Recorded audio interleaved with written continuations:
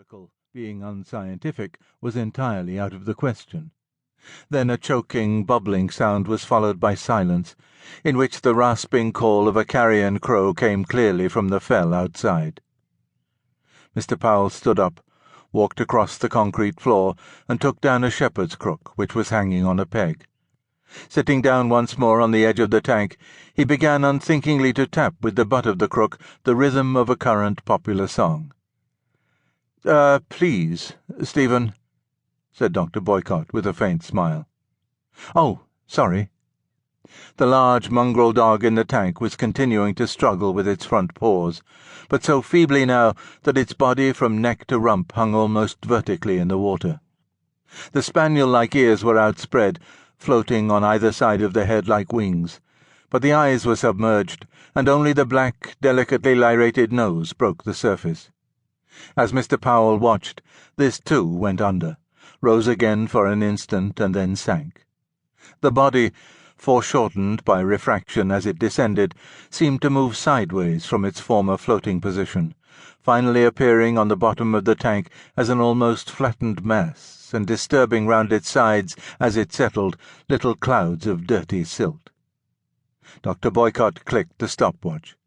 Mr. Powell, looking quickly back to see whether he had noticed the silt, for his chief was particular about the cleanliness of equipment, made a mental note to insist to Tyson, the caretaker and head keeper, that the tank should be emptied and cleaned tomorrow. Then, allowing for the refraction with the skill of a certain amount of practice, he plunged in the crook, engaged the dog's collar, and began to drag it to the surface.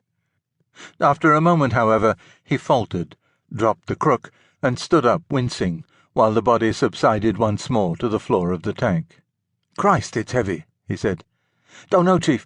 I don't mean it's any heavier than usual, of course, only I pulled a muscle in my wrist last night, and it's given me a spot of jippo.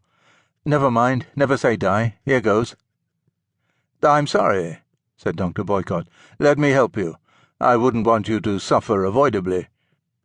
Together they pulled on the crook, raised the heavy pelt-sodden body head first, broke the surface tension with a concerted heave, and laid the inert dog on a foam rubber mattress beside the tank. Here it resembled an enormous drowned fly, very black, with a compressed shape something like that of a raindrop, and smaller than life, on account of a kind of collapse of the limbs and other excrescences into the central mass of the trunk. Mr. Powell began resuscitation, and after a little the dog vomited water and commenced to gasp, though its eyes remained closed. "Right, that'll do," said Dr. Boycott briskly. "Now the usual tests, please, Stephen. Pulse, blood sample, body temperature, reflexes, the various things we've been working on, and then plot the graphs. I'll be back in about 20 minutes. I'm just going over to the Christian Barnard block to learn what I can about this afternoon's brain surgery work. And please don't smoke while I'm gone," he added mildly but firmly. "You'll appreciate that could have an effect on results." "All right to put its muzzle on, Chief?" asked Mr. Powell. "Only this one, 732's, been known to be a right sod at times, and it might come round enough to start in on me, sudden-like, you know." "Yes, there's no objection to that," replied Dr. Boycott, picking up the stopwatch. "And the time, Chief?" inquired Mr. Powell, in a rather sycophantic tone, as though the time were likely to be something to Dr. Boycott's personal credit. 2 hours, 20 minutes, 53 and 2/5 seconds, answered Dr. Boycott. "Without looking at the papers, I think that's about 6.5 minutes longer than Wednesday's test, and about 12 minutes longer than the test before that. It's rather remarkable how regular the increase appears to be. At this rate the graph will work out as a straight incline, although obviously we must reach a diminution somewhere.